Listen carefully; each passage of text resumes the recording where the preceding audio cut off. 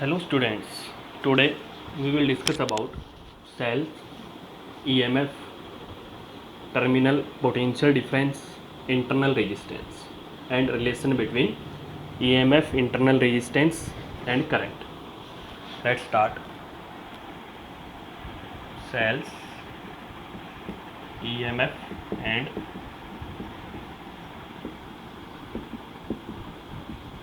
internal resistance. Okay. First we will discuss about cell. What is cell? The device which converts chemical energy into electrical energy is known as cell. जो chemical energy को electrical energy में convert करता है उसको हम क्या बोलते हैं? सेल बोलते हैं.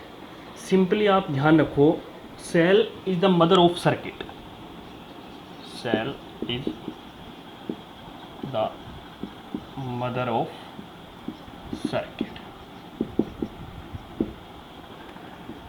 ओके, मतलब सेल सर्किट की क्या होती है? मदर होती है. इसके बिना कुछ पॉसिबल नहीं है. किसी सर्किट के अंदर करंट का फ्लो करना, एनर्जी का फ्लो करना, सब कुछ इसी का कार्य. ओके, मेन पॉइंट ध्यान रखना सेल के बारे में. आप केमिस्ट्री में भी आपने पढ़ा है कि सेल क्या होती है.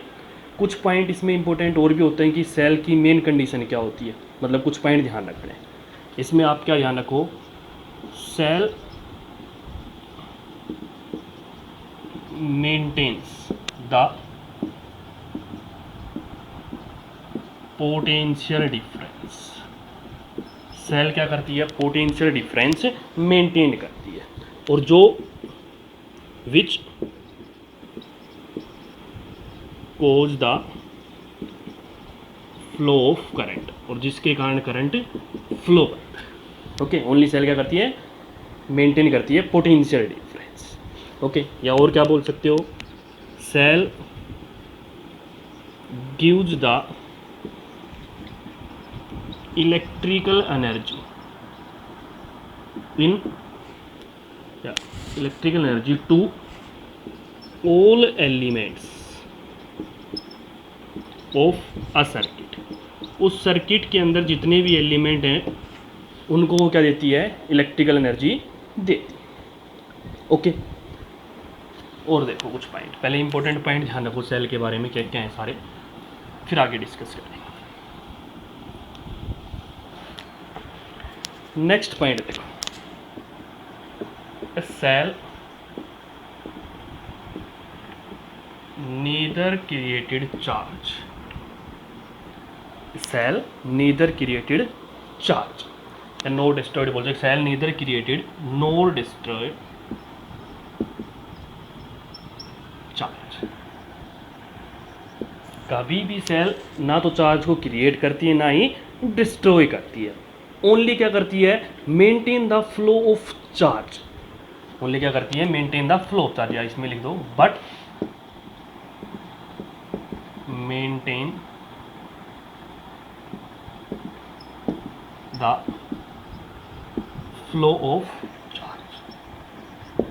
ओके, सेल ना तो चार्ज को क्रिएट करती है ना ही डिस्ट्रॉय करती है, बट जो चार्ज फ्लो करता है उसको मेंटेन करती है. चार्ज किसी भी सर्किट के अंदर इलेक्ट्रिक एनर्जी सप्लाई कर रहे हैं तो उसके वेरियस पार्ट्स में या उस कंप्लीट के कितने जो भी चीज़ प्रेजेंट है उनके अंदर इलेक्ट्रिक एनर्जी देती है या चार्ज फ्लो करती है.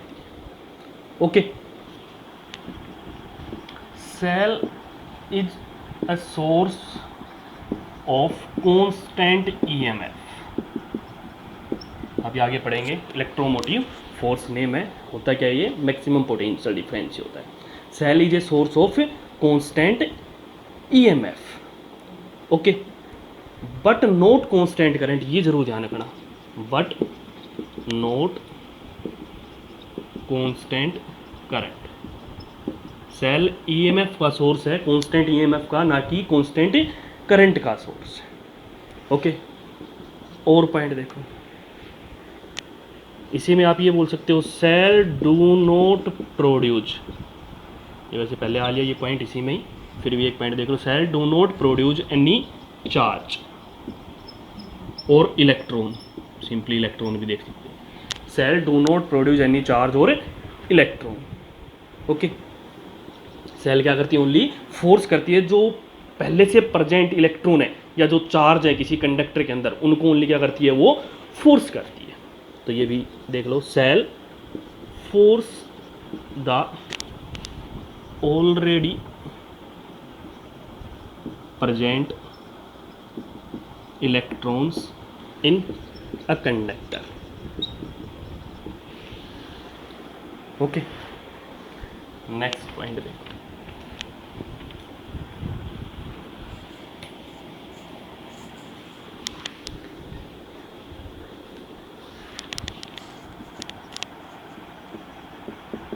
electrons flow from lower potential to higher potential and current in opposite direction। Electron lower से हायर पोटेंशियल पे फ्लो करते हैं और करंट है वो इसके अपोजिट डायरेक्शन में। ओके, मतलब इलेक्ट्रॉन के opposite direction, that is higher to lower potential. Okay, और देखो पॉइंट इसी में ही डिस्कस करते हैं, और काफ़ी पॉइंट हैं वैसे डिस्कस करने के लिए। इसी में डायरेक्शन भी आप बोलो इंटरनल और एक्सटर्नल, तो वो भी बोल सकते हैं। Direction of flow of current inside the cell, inside the cell क्या होती है, नेगेटिव टू पॉजिटिव होती है, एंड आउटसाइड द सेल क्या होती है, पॉजिटिव टू नेगेटिव होती है। देख लो, the direction of flow of current inside the cell is from negative to positive electrode, while outside the cell from positive to negative electrode. ध्यान रखना, inside में नेगेटिव से पॉजिटिव इलेक्ट्रोड होती है डायरेक्शन, और आउटसाइड में पॉजिटिव से negative electrode होती है डायरेक्शन। ओके, अब डिस्कस करते हैं types of cell.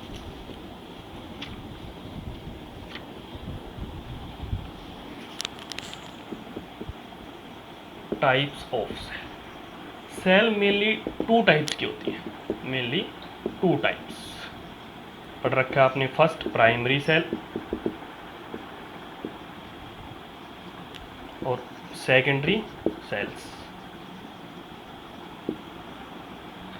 Primary cell और सेकेंडरी सेल में मेन जो डिफरेंस है वो क्या है, प्राइमरी सेल को हम रिचार्ज नहीं कर सकते, ध्यान रखना, कैन नॉट बी रिचार्ज्ड, और इनको हम रिचार्ज कर सकते हैं, can be recharged. Okay, primary cell को हम रिचार्ज नहीं कर सकते, सेकेंडरी सेल को हम रिचार्ज कर सकते हैं। ओके, इसमें भी आप ध्यान रखो, जैसे आपने पढ़ी हुई है, एक इलेक्ट्रोकेमिकल सेल का ध्यान रखो आप सिंपली, वैसे आप केमिस्ट्री में पूरा सेल का पढ़े हुए हो। इलेक्ट्रोकेमिकल सेल, इलेक्ट्रोकेमिकल सेल कौन सी होती है, Daniel cell. Electrochemical cell Daniel cell.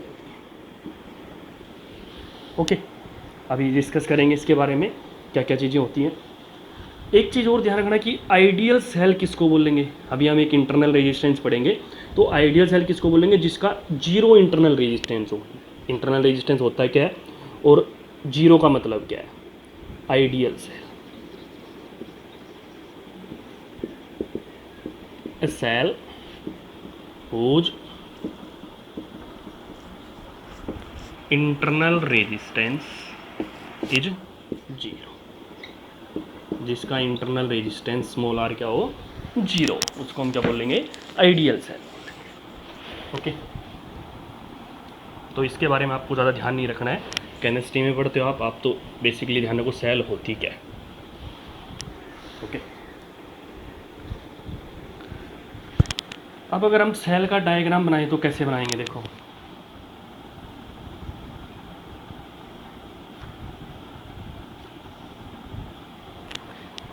ये हमने मान लिया कोई वेसल ले लिया, इसके अंदर क्या होता है, इलेक्ट्रोलाइट होता है और 2 इलेक्ट्रोड्स होते हैं।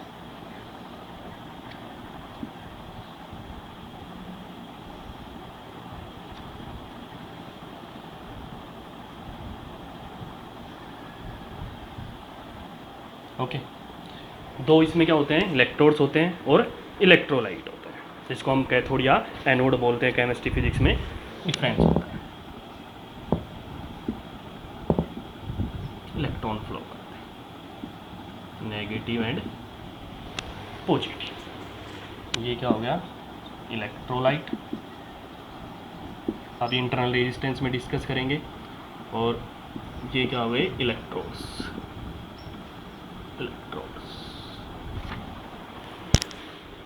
ओके, तो हम सिंपली बोल सकते हैं। और सेल क्या करती है, मेनली केमिकल एनर्जी को इलेक्ट्रिकल एनर्जी में कन्वर्ट करती है। ओके, अब इसमें कंडीशन क्या होती है, देखो ये मान लिया एक्सटर्नल रेजिस्टेंस है, ऐसे करंट फ्लो कर रहा है, चलो इलेक्ट्रॉन की डायरेक्शन ऐसे ले रहे हैं तो करंट तो अपोजिट होगा, ऐसे करंट फ्लो कर रहा है। ओके, ध्यान रखना, इनसाइड और आउटसाइड में बताया था करंट की डायरेक्शन इनसाइड में और आउटसाइड में क्या होती है, तो वो भी ध्यान रखना आप मेनली। ठीक है, ये ऐसे कंप्लीट सर्किट होता है। इसके अंदर होती क्या है, इसके अंदर देखो एक्जोथर्मिक रिडॉक्स रिएक्शन होती है, आपने पढ़ा होगा केमिस्ट्री में, exothermic redox reaction. Redox reaction का मतलब आपको पता होगा, रिडॉक्स रिडक्शन और ऑक्सीडेशन। तो ऑक्सीडेशन भी होती है यहाँ पे और रिडक्शन भी होती है। ठीक है, मतलब रिडॉक्स रिएक्शन यहाँ पे क्या होती है, टेक प्लेस होती है, और वो एनर्जी लिबरेट होती है या यूटिलाइज होती है इन the form of electrical energy. Okay, तो ऑक्सीडेशन और एक क्या होता है, रिडक्शन, इसको हम क्या बोलते हैं, रिडॉक्स रिएक्शन, वो टेक प्लेस होती है, उसके कारण ये सब कुछ होता है। ठीक है, अब ऑक्सीडेशन और रिडक्शन कैसे होती है, ये भी आपने पढ़ रखा है। ठीक है, ऑक्सीडेशन तो कहाँ होती है, एनोड पे होती है, जैसे आप केमिस्ट्री के हिसाब से पढ़ोगे तो ऑक्सीडेशन क्या होती है, on the anode, negative electrode, और reduction on the cathode, positive electrode. Okay, at the level of chemistry ये ऑक्सीडेशन और रिडक्शन होती है, और वो utilized energy in the form of electrical energy होती है। ओके, देखो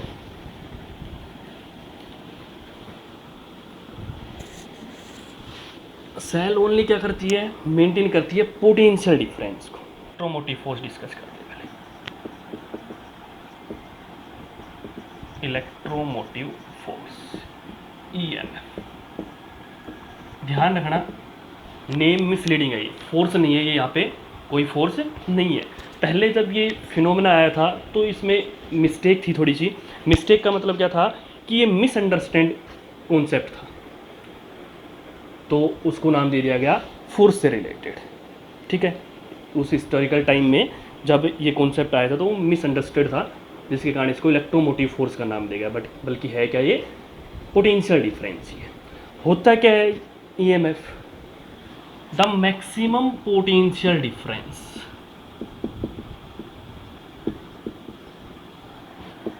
between the electrodes of a cell when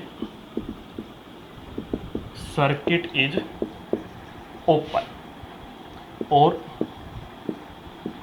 no current is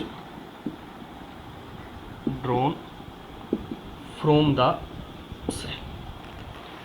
okay, मतलब सर्किट क्या हो, ओपन हो या कोई करंट ड्रॉ नहीं हो रहा उस सेल से, तो उस मैक्सिमम पोटेंशियल डिफरेंस को हम क्या बोलते हैं, ईएमएफ बोलते हैं। ओके, ईएमएफ का मतलब क्या है, जैसे हम देखें यहाँ से इलेक्ट्रोड पॉजिटिव और नेगेटिव इलेक्ट्रोड लिए थे हमने, एक नेगेटिव और एक पॉजिटिव इलेक्ट्रोड। तो ईएमएफ का मतलब क्या है, E positive plus E negative, या ईएमएफ को हम सिंपली क्या बोलेंगे, V positive minus V negative, that is V positive plus V negative, ये ईएमएफ यूज करते हैं। Okay, V positive plus V negative, ये साइन तो हम वैसे यूज करें पॉजिटिव और नेगेटिव इलेक्ट्रोड के लिए। वो क्या होता है, ईएमएफ होता है।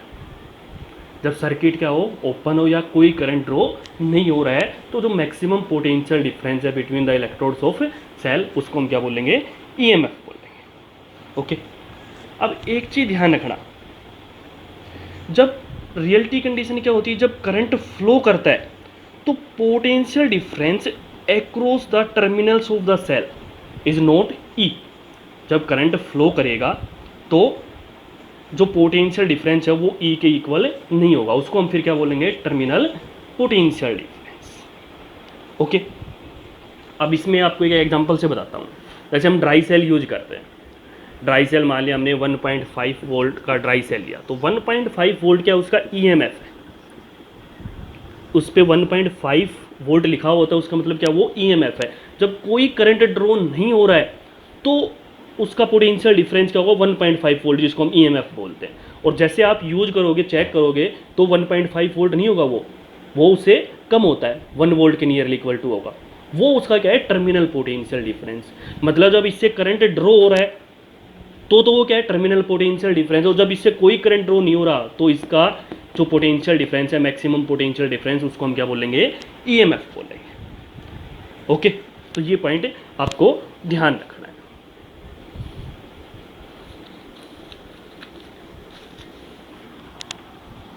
नेक्स्ट, इसी में एक बार डिस्कस कर लेते हैं टर्मिनल पोटेंशियल डिफरेंस।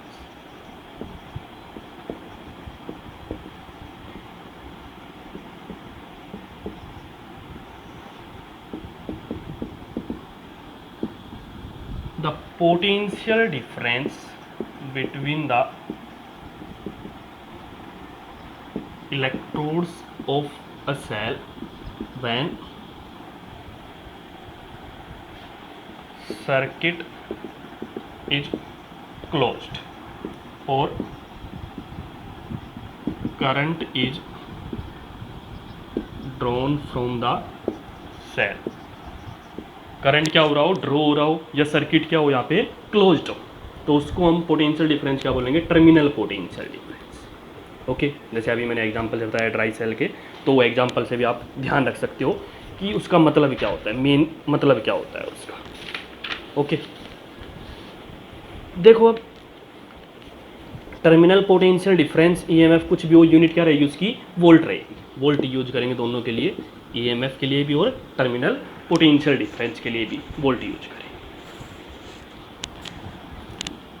अब एक एग्जांपल बताता हूँ मैं आपको। जैसे अभी मैंने सेल वाला एग्जांपल बताया था कि जब करंट फ्लो होता है तो जो मैक्सिमम पोटेंशियल डिफरेंस उसको हम ईएमएफ बोलते हैं। तो ईएमएफ वो ई नहीं रहता है वहाँ पे, ठीक है, जो पोटेंशियल डिफरेंस है वो ई के इक्वल नहीं होगा।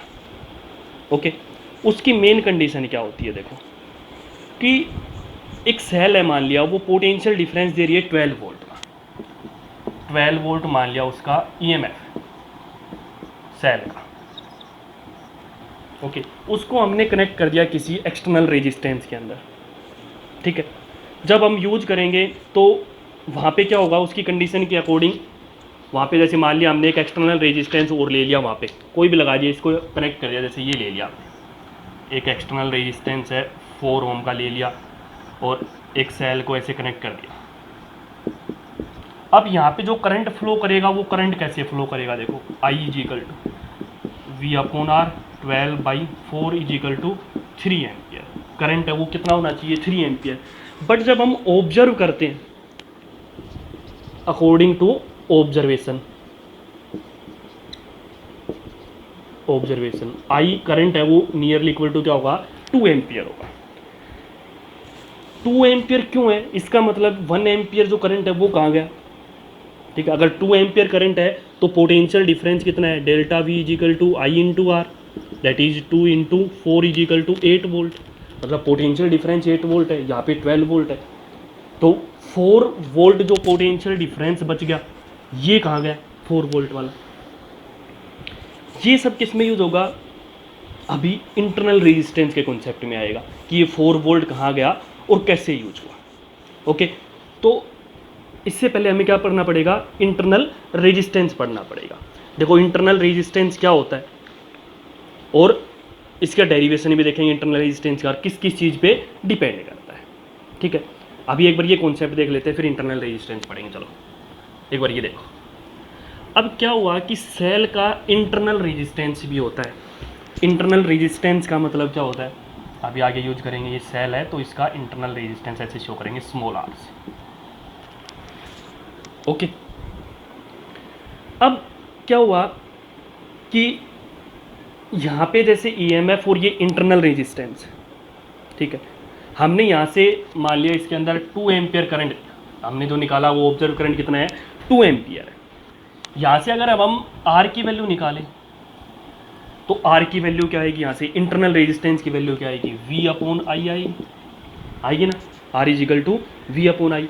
V कितना है यहाँ पे 4 अपॉन में आई कितना है 2 is equal to 2 ohm. Internal resistance की वैल्यू कितनी है यहाँ पे 2 ओम, क्योंकि 8 वोल्ट तो वहाँ पे था, बचा कितना 4 वोल्ट इसके अंदर, 4 वोल्ट ही तो बचा वो। R इज इक्वल टू कितना आ गया यहाँ से 2 ओम आ गया। ठीक है, अब यूज करके देखे, देखो ये एक्सटर्नल रेजिस्टेंस हमने कनेक्ट कर दिया, ये सेल कनेक्ट कर दी और इसके साथ एक इंटरनल रेजिस्टेंस, ये 2 ओम ये 4 ओम, और मान लिया ये करंट फ्लो कर रहे हैं। ओके, अब यहाँ से हम निकालें, देखो आर इक्वलेंट रेजिस्टेंस कितना हो गया 4 + 2 इज इक्वल टू 6 ओम हो गया। करंट निकालें I is equal to V upon R E, तो कितना हो गया 12/6 इज इक्वल टू 2 एम्पियर। यहाँ से पता चल गया ये 12 वोल्ट था, 2 एम्पियर यहाँ से आ गया वो सेम, मतलब 2 एम्पियर हमने निकाला तो 2 एम्पियर का तो पता चल गया कि ये 2 एम्पियर ऐसे आया। ठीक है, यहाँ तक पता चल गया हमें। इसका मतलब क्या हुआ कि पोटेंशियल यहाँ पे क्या हुआ, ड्रॉप हुआ या वेस्ट हुआ या लॉस्ट हुआ। ठीक है, और किस में हुआ, वो in internal resistance of cell. यहाँ पे पोटेंशियल क्या हो रहा है, सम पोटेंशियल इज लॉस्ट और वेस्टेड इन इंटरनल रेजिस्टेंस, और कितना हुआ वो 4 वोल्ट। ओके, 4 वोल्ट क्या हुआ उसके अंदर लॉस हो गया। तो नेट पोटेंशियल डिफरेंस है जो सेल मेंटेन कर रही है, वो क्या है उसका टर्मिनल पोटेंशियल डिफरेंस। ठीक है, और वो हमेशा क्या होगा, लेस देन 12 वोल्ट होगा। ठीक है, तो टर्मिनल पोटेंशियल डिफरेंस तो क्या है 8 वोल्ट, और ईएमएफ कितना है 12 वोल्ट बोल सकते हैं। तो सिंपली हम बोले 12 वोल्ट माइनस 4 वोल्ट, ये कितना बचा 8 वोल्ट। 4 वोल्ट तो क्या हो गया, लॉस हो गया इंटरनल रेजिस्टेंस में, तो इसको हम क्या बोलेंगे टर्मिनल पोटेंशियल डिफरेंस। और 12 वोल्ट था, ये क्या था उसका ईएमएफ था। ओके, तो ये क्या होती है, वो टर्मिनल वोल्टेज होती है। ध्यान रखना, when current is not zero the potential difference across the terminal of the cell is terminal voltage. Current अगर नॉट जीरो है तो, ठीक है, और करंट अगर जीरो है तो उसको हम क्या बोलेंगे ईएमएफ बोलेंगे। अब इसी में ही कंडीशन क्या आएगी इसकी, देखो इंटरनल रेजिस्टेंस के लिए। यहाँ से मैं अगर बोलूँ, आपको सिंपल यहाँ से पता चल जाएगा इंटरनल रेजिस्टेंस का मतलब क्या हुआ। 8 वोल्ट इज इक्वल टू किसके इक्वल है, देखो 12 वोल्ट माइनस आई आर बोल सकते हैं। 12 वोल्ट माइनस आई आर, देखो ये आप सिंपली ध्यान रखो, 12 वोल्ट माइनस 4 वोल्ट है, 8 वोल्ट यहाँ से ये क्या है V है टर्मिनल पोटेंशियल डिफरेंस, ये क्या है ईएमएफ है, माइनस 4 वोल्ट इसको ये बोल सकते हैं I इंटू आर। तो रिलेशन आ जाएगी यहाँ से V is equal to E minus I into R, या इसको हम डेल्टा V बोल दें। डेल्टा V का मतलब इसको और क्या बोल सकते हैं, VB minus VA is equal to E minus I R. Okay, VB minus VA is equal to E minus I R. ठीक है, ये R यहाँ पे क्या है इंटरनल रेजिस्टेंस, V जो यहाँ पे हम रिलेशन में निकालेंगे V delta VB minus V इसकी टर्म में निकालेंगे, वो क्या आएगी यहाँ से टर्मिनल वोल्टेज, और ई ये क्या है ईएमएफ। तो आप ये रिलेशन निकालेंगे V equal to E minus I R. आगे पढ़ेंगे जब चार्जिंग और सेल चार्जिंग में डिस्चार्जिंग में तो अलग अलग कंडीशन आएंगी इसकी। ओके, देखो अब पढ़ते हैं इंटरनल रेजिस्टेंस क्या होता है, किन फैक्टर्स पे डिपेंड करता है। देखो इंटरनल रेजिस्टेंस होता क्या है,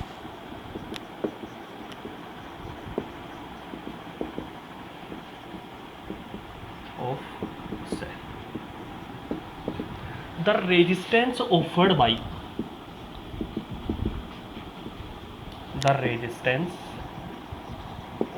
by electrodes and electrolyte of a cell is known as internal resistance of the cell। इसको हम क्या बोलेंगे, internal resistance of the cell बोलेंगे। ठीक है, किन किन फैक्टर पे डिपेंड करता है ये देखो, या इसको ही और डेफिनेशन में क्या बोल सकते हैं, अपोजिशन। सिंपली हम ये बोल सकते हैं opposition offered by a cell to the flow of current. ये बोल दो जी simply, the opposition offered by a cell to the flow of current is known as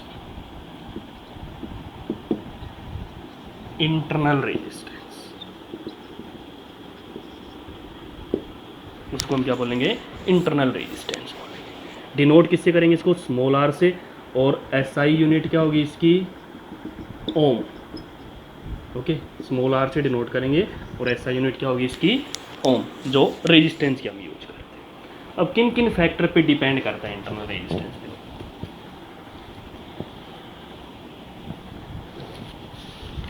factors on which internal resistance depends।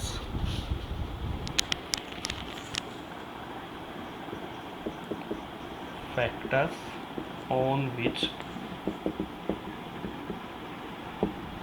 internal resistance of a cell depends। First factor किस पे depend करता है, देखो distance between the electrodes.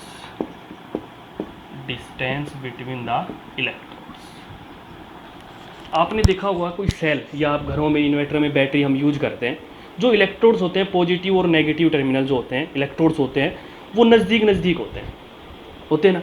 मतलब जितनी ज़्यादा distance उनकी होगी उतना इंटरनल रेजिस्टेंस क्या होगा, ज़्यादा होगा। तो इंटरनल रेजिस्टेंस क्या होता है, R directly proportional to D, separation या डिस्टेंस के डायरेक्टली प्रोपोर्शनल। तो जितना ज़्यादा डिस्टेंस होगा उतने ज़्यादा इंटरनल रेजिस्टेंस होगा, मतलब डायरेक्टली प्रोपोर्शनल होता है ये। Okay, second point, nature of electrolyte. Nature of electrolyte, जो हम इलेक्ट्रोलाइट यूज करते हैं उसके नेचर पे भी डिपेंड करता है कि वो उसकी कंडक्टिविटी कितनी ज़्यादा है। जितनी ज़्यादा कंडक्टिविटी होगी उतना ही इंटरनल रेजिस्टेंस क्या होगा, कम होगा। ये इन्वर्सली प्रोपोर्शनल होता है, मतलब इन्वर्सली प्रोपोर्शनल टू हम क्या बोलेंगे इसको, कंडक्टेंस। जैसे रेजिस्टेंस बोल रहे थे ऐसे ही कंडक्टिविटी, जितनी ज़्यादा कंडक्टिविटी होगी उतना ही इंटरनल रेजिस्टेंस कम होगा। Okay, third point, nature of material of electrodes. Electrodes किस मटेरियल के बने हुए उनके ऊपर डिपेंड करता है, ध्यान रखना। जैसे वो किस मटेरियल के बने हैं इलेक्ट्रोड्स, हम बोल दें आयरन के हैं, एल्यूमिनियम के हैं, किस चीज़ के बने हैं उसके ऊपर डिपेंड करता है। Fourth point, area of electrodes. ये इंपॉर्टेंट पॉइंट है, area of electrodes immersed in electrolyte. कितना एरिया उनका इमर्ज्ड है उस पर डिपेंड करता है। मतलब R inversely proportional to area होता है, ध्यान रखना। एरिया जितना ज़्यादा वो इमर्ज होंगे इलेक्ट्रोलाइट के अंदर, उतना ही रेजिस्टेंस कम होगा। आपने सेल में देखा हो कि उसके अंदर जो हम मतलब इलेक्ट्रोलाइट यूज करते हैं, जो पानी यूज करते हैं, उसके अंदर कंप्लीटली इलेक्ट्रोड्स क्या होते हैं, इमर्ज्ड होते हैं। अगर वो कम इमर्ज्ड होंगे तो उसका इंटरनल रेजिस्टेंस क्या होगा, ज़्यादा होगा। इसलिए एरिया कितना इलेक्ट्रोड उसके अंदर डूबा हुआ है, इमर्ज्ड है, उसके एरिया के इनवर्सली प्रोपोर्शनल होता है। फिफ्थ पॉइंट,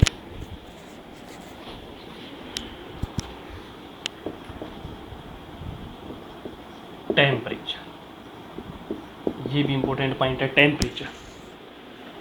टेम्परेचर इलेक्ट्रोलाइट का ध्यान रखना इसमें आप, टेम्परेचर ऑफ इलेक्ट्रोलाइट इसमें लिख लो, टेम्परेचर ऑफ इलेक्ट्रोलाइट। टेम्परेचर की भी क्या होता है, ये इनवर्सली प्रोपोर्शनल होता है। टेम्परेचर जितना ज़्यादा होगा उतना ही रेजिस्टेंस, इंटरनल रेजिस्टेंस क्या होगा, कम होगा। ठीक है, इंटरनल रेजिस्टेंस में आप, और ये मेन पॉइंट तो यही है। इसके अलावा आप ध्यान रखना कि internal resistance is different for different type of cells. Cell से सेल के ऊपर ये क्या करता है, वेरी होता है।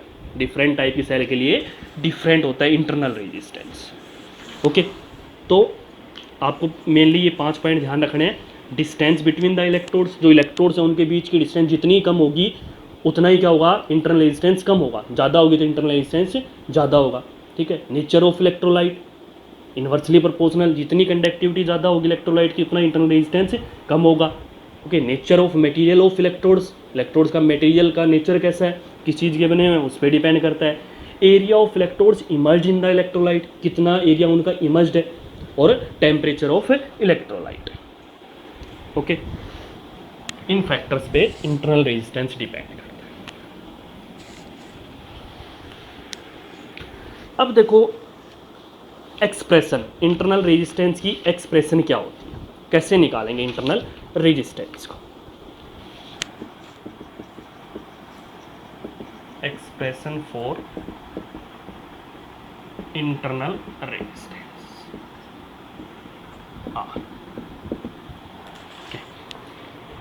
ये मान लिया हमने एक डायग्राम बना दिया।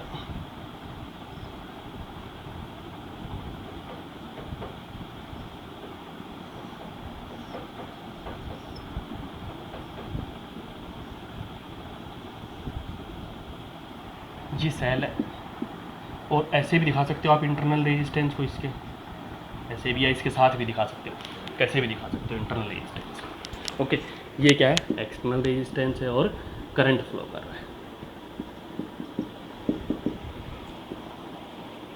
ये की मान लिया हमने, कोई की, ठीक है। ये हमने एक सर्किट ले लिया जिसमें बैटरी कनेक्ट है, की है, और एक एक्सटर्नल रेजिस्टेंस कनेक्ट है।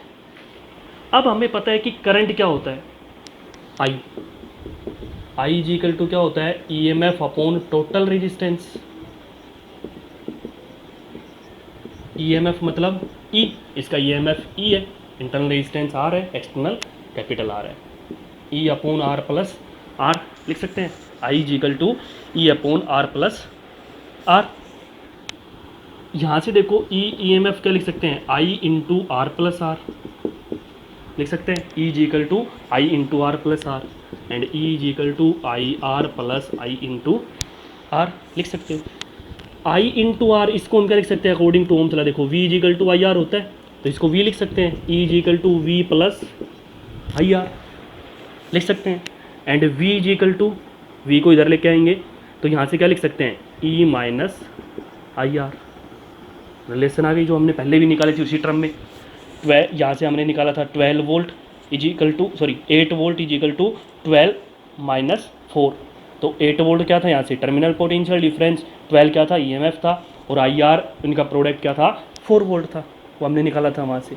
यहाँ से इंटरनल रेजिस्टेंस की वैल्यू निकाल सकते हैं।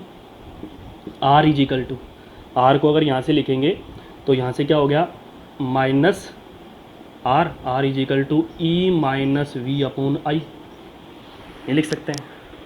Okay, R is equal to E minus V upon I. R is equal to E minus V upon I को क्या लिख सकते हैं, वी बाई आर लिख सकते हैं। V is equal to I R होता है तो आई को हम यहाँ से क्या लिख सकते हैं, वी बाई आर लिख सकते हैं। ठीक है, तो यहाँ से क्या रिलेशन आ गई, E minus V upon V into R. Internal resistance की रिलेशन क्या आ गई यहाँ से देखो, R is equal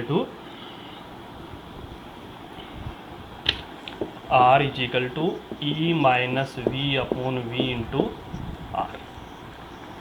okay, R यहाँ पे small R internal resistance, E M F, V terminal potential difference और आर एक्सटर्नल रेजिस्टेंस।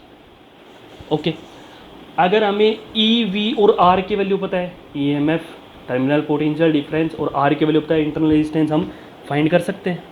ठीक है, अब एक चीज़ इसमें ध्यान रखना, E M F of cell does not change with the external resistance R, that is, यहाँ पे ध्यान रखना, E M F is independent of external resistance.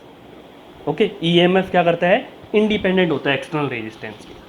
E M F is independent, अभी देखेंगे, देखो कैसे होता है, independent of external resistance R. और terminal potential difference directly proportional to R होता है, we equal to R, V directly proportional to R होता है। तो ये इंपॉर्टेंट पॉइंट है, ध्यान रखना, टर्मिनल पोटेंशियल डिफरेंस सेल का क्या होता है, directly proportional to the external resistance, but EMF is independent of external resistance, EMF independent होता है। देखो अब आपको एक रिलेशन से मैं बताता हूँ यहाँ से क्या कंडीशन है, ईएमएफ जीरो का मतलब क्या है और करंट की कंडीशन भी क्या होती है। देखो V is equal to E minus I R, अभी हमने पढ़ा V is equal to E minus I R होता है। ठीक है, अगर हम ये ले if I is equal to zero, बताया था आपको ईएमएफ जब current drawn, no current drawn from the cell, मतलब करंट जीरो है, यहाँ पे I is equal to zero है, तो V को हम क्या बोल सकते हैं, E के इक्वल बोल सकते हैं। इसका मतलब क्या हुआ कि potential difference across the two ends of a cell is equal to the EMF of the cell when no current is drawn from the cell। जब कोई करंट ड्रॉ नहीं हो रहा, I is equal to zero है, मतलब तो जो potential difference है across end of the cell वो किसके इक्वल है, EMF के इक्वल है। ओके, तो ये पॉइंट आपको ध्यान रखना है, इंपॉर्टेंट पॉइंट है। अब देखो cells in various position, cells in various position, अलग अलग कंडीशन में सेल की क्या क्या यूज करते हैं, जैसे चार्ज हो रही हो, डिस्चार्ज हो रही हो, तो क्या कंडीशन होती है। फर्स्ट पॉइंट लेते हैं, देखो क्लोज सर्किट का, क्लोज्ड सर्किट, सर्किट क्लोज्ड है, ऐसे में ये बोल दे when the cell is discharge, when the cell is discharge, जब सेल क्या हो रही हो, डिस्चार्ज हो रही हो। ठीक है, ये मान लिया हमने एक्सटर्नल रेजिस्टेंस ले लिया, ये सेल, ओके, ये क्लोज्ड है, आई करंट, इसमें क्या होगा, टर्मिनल पोटेंशियल डिफरेंस वोल्टेज दो, V is equal to I R बोल सकते हैं यहाँ पे, इसका इंटरनल रेजिस्टेंस होगा, यहाँ पे लगा देते हैं इंटरनल रेजिस्टेंस, ये स्मॉल आर, और ईएमएफ क्या है इसका, ई। ठीक है, या आप इसमें भी डायरेक्टली लिख सकते हो, बनाने की जरूरत नहीं है, ई आर दोनों एक जगह भी यूज कर सकते हो। देखो current given by the cell, अभी हमने पढ़ लिया, I is equal to E upon R plus R, ये तो क्या हुआ, current given by the cell.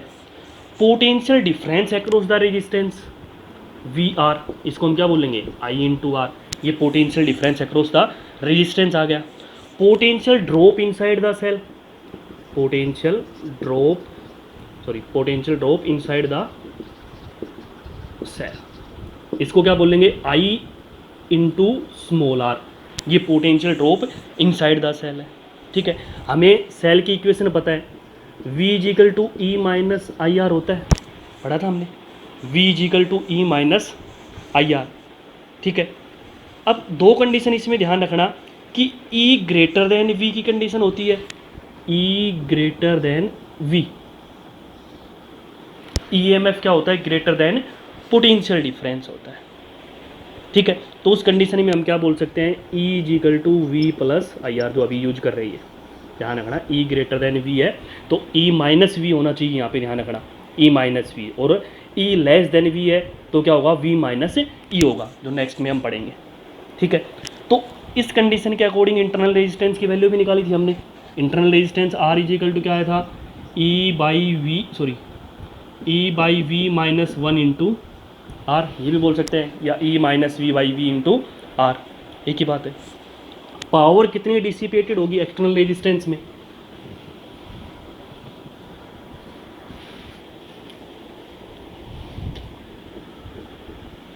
Power dissipated in external resistance, कितनी पावर डिसिपेट होगी इसके अंदर, या हम ये एक्सटर्नल रेजिस्टेंस इसको टर्म में क्या बोल सकते हैं, लोड भी बोल सकते हैं। P इज इक्वल टू क्या होता है, वी आई होता है, V को हम क्या लिख सकते हैं, आई आर, तो इसको और क्या लिख सकते हैं, आई स्क्र इंटू आर लिख सकते, आई की वैल्यू पुट कर दो, आई की वैल्यू क्या थी, E upon R plus R square into R, इसको और क्या बोल सकते हैं, E square upon R plus R का square into are.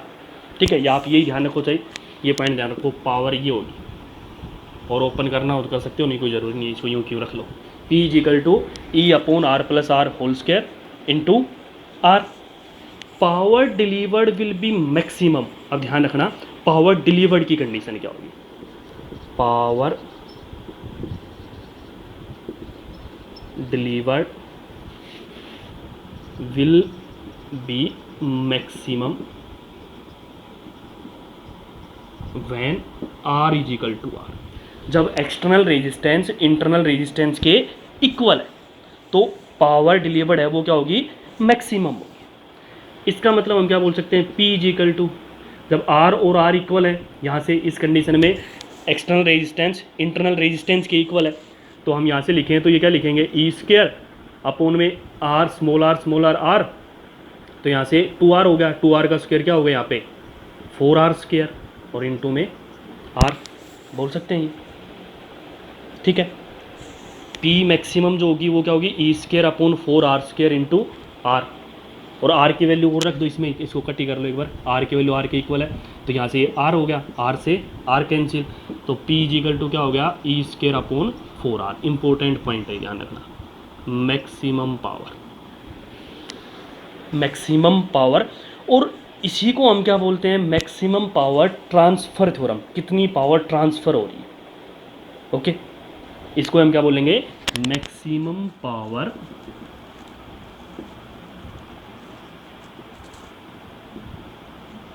Transfer theorem. P is equal to V I होता है, V को हमने आई आर लिखा तो आई स्क्वायर आर हो गया, आई की वैल्यू रखी E upon R plus R का square into R. Power maximum कब होगी, जब एक्सटर्नल रेजिस्टेंस इंटरनल रेजिस्टेंस के इक्वल हो, इसको इक्वल रख दिया तो आर को स्मॉल आर के इक्वल रखा आर स्क्वायर आर, तो ये टर्म आ गई P is equal to E square upon 4R square. ठीक है, मैक्सिमम पावर, अगर इसमें ग्राफ पूछ ले आपका, पावर और एक्सटर्नल रेजिस्टेंस के टर्म में ग्राफ पूछ ले तो कैसे बनाओगे, देखो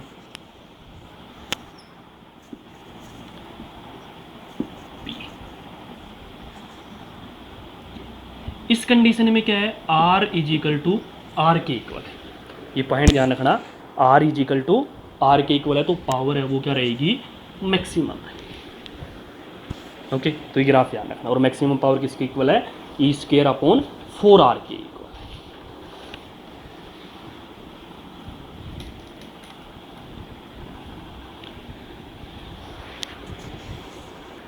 अब ध्यान रखना, सेल जब डिस्चार्ज होती है तो हमने पढ़ा E क्या होता है, ग्रेटर देन V होता है, और सेल जब चार्ज होती है तो condition E less than V होता है। ध्यान रखना, when cell is charging then E less than V, E less than V है तो इस कंडीशन में वो चेंज हो जाएगा, क्या होगा, E is equal to V minus I R, उसमें V is equal to E minus I R था, यहाँ पे E is equal to V minus I R हो जाएगा। E यहाँ पे क्या होगा, लेस देन V होगा। ध्यान रखना, उसकी कंडीशन क्या होगी, इस टाइप से, जब सर्किट क्या हो, ओपन हो।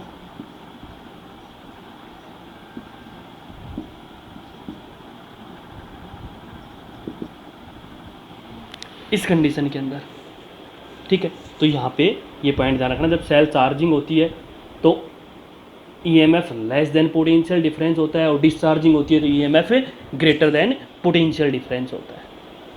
ओके, देखो ओपन सर्किट और शॉर्ट सर्किट की कंडीशन क्या है, दोनों एक साथ पढ़ लेते हैं, ओपन सर्किट और शॉर्ट सर्किट, और उसकी मेन कंडीशन क्या होती है।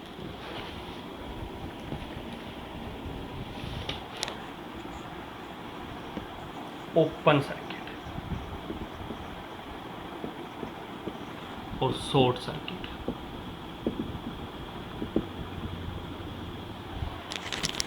ओपन सर्किट का मतलब क्या है यहाँ पे कि करंट है वो क्या हो, जीरो। ये वो डायग्राम बनाते हैं, देखो ओपन सर्किट का मतलब क्या होगा।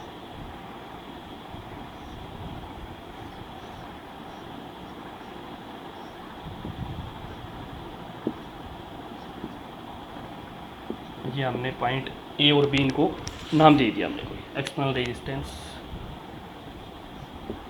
ये हमने कोई पॉइंट ले लिया, मान लिया सी और डी, क्योंकि एक्सटर्नल का रेजिस्टेंस या क्रॉस पोटेंशियल ड्रॉप देखेंगे तो भी यूज होगा ये, ठीक है। अब इस कंडीशन में क्या होगा, देखो current through the circuit,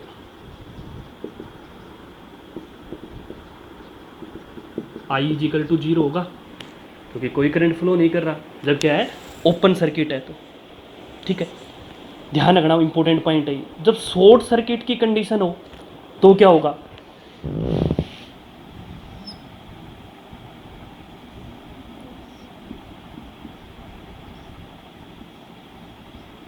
are is equal to zero, जब रेजिस्टेंस क्या हो जीरो के इक्वल है तो शॉर्ट सर्किट की कंडीशन होगी, ई आर और आर इज इक्वल टू क्या हो zero.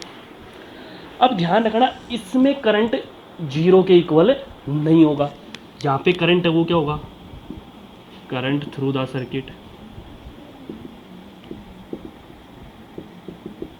I is equal to E upon R होगा। इंपॉर्टेंट पॉइंट है, ध्यान रखना, I is equal to E upon R, इसको ISC बोलते हैं, शॉर्ट सर्किट करंट, ठीक है।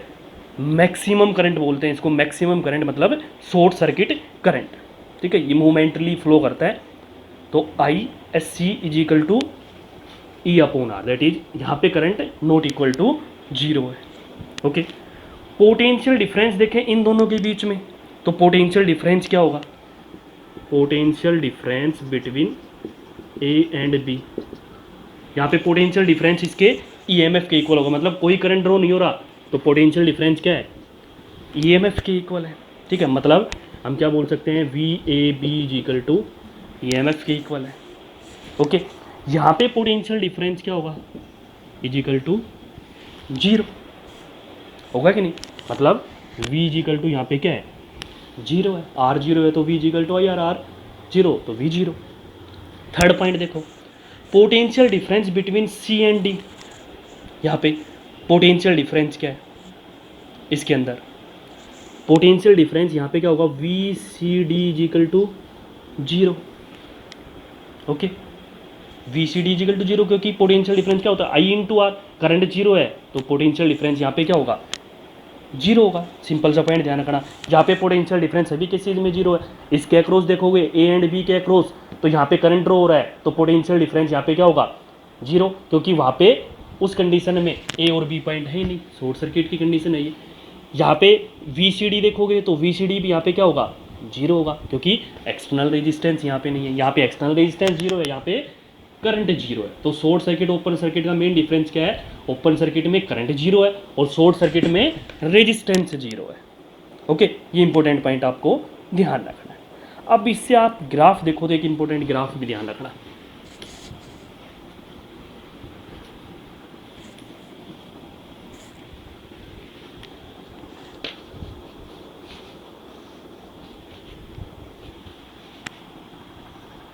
ये जो इन्फॉर्मेशन हमने ऊपर निकाली है इन सभी से इंपॉर्टेंट ग्राफ क्या बनेगा, वी और आई के बीच ये ग्राफ बनेगा। इन दो पॉइंट का मतलब क्या है, इस पॉइंट का और इस पॉइंट का मेन मीनिंग क्या है, ध्यान रखना। इस पॉइंट का मीनिंग तो क्या है, ये तो शो कर रहा है आई शॉर्ट सर्किट को किसके इक्वल था, ई अपॉन आर के इक्वल था, और वी इज इक्वल टू यहाँ पे क्या है जीरो, ओके। ये पॉइंट है, ये किसको शो कर रहा है, पोटेंशियल मैक्सिमम है और किसके इक्वल है, ईएमएफ के इक्वल है। बट यहाँ पे करंट क्या है, जीरो है। समझ में आया? जब करंट जीरो है तो पोटेंशियल डिफरेंस ईएमएफ है, no current down from the cell, तो ईएमएफ। और ये कंडीशन किसको शो कर रही है, यहाँ पे ओपन सर्किट को शो कर रही है, ये शॉर्ट सर्किट को शो कर रही है। यहाँ पे I S C by R था और पोटेंशियल डिफरेंस यहाँ पे क्या है, जीरो है। तो ये ग्राफ इंपॉर्टेंट है, ध्यान रखना है ग्राफ भी। अब देखो 100 ट्रिक, अगर आपको ईएमएफ और इंटरनल रेजिस्टेंस निकालना हो तो 100 ट्रिक का यूज कैसे करेंगे, कैसे निकालेंगे EMF. Short trick to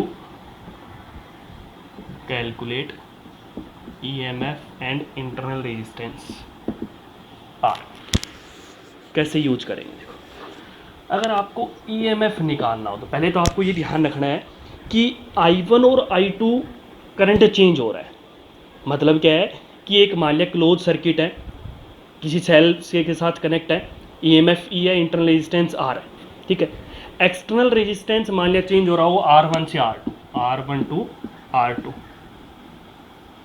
change हो रहा है, ठीक है। तो करंट क्या चेंज हो रहा है, I1 से I2, I1 से I2 करंट चेंज हो रहा है। अगर एक्सटर्नल रेजिस्टेंस R1 से R2 चेंज हो रहा है तो करंट क्या हो रहा है, I1 से I2 चेंज हो रहा है।